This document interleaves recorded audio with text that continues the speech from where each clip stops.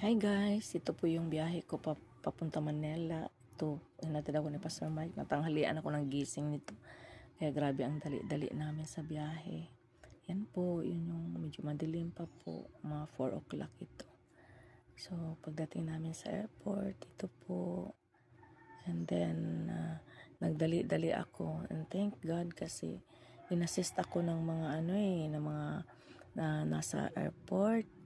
And then hanggang sa pagdating ko, pag check-in ko sa aking baggage, inoferan ako na i-change daw niya yung aking lingkuranan. Ilagay po ako doon sa business seat.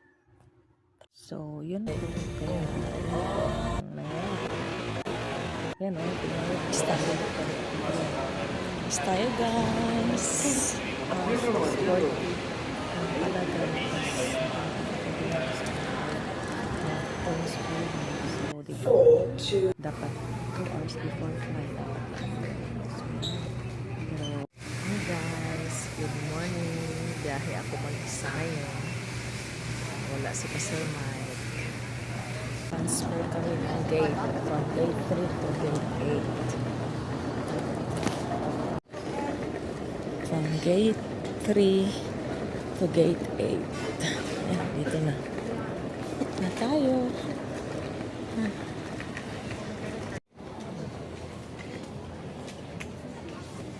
Nice. Nice na tayo. Board na tayo.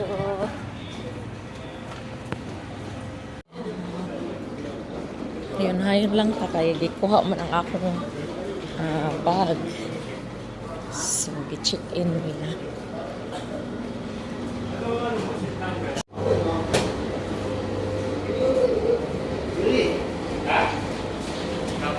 Ay, sorry.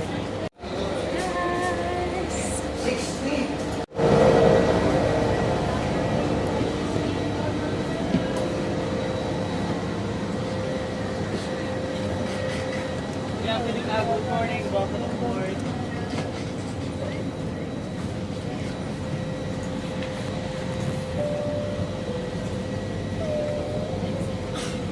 Sir, lucky is that my food. Thank you.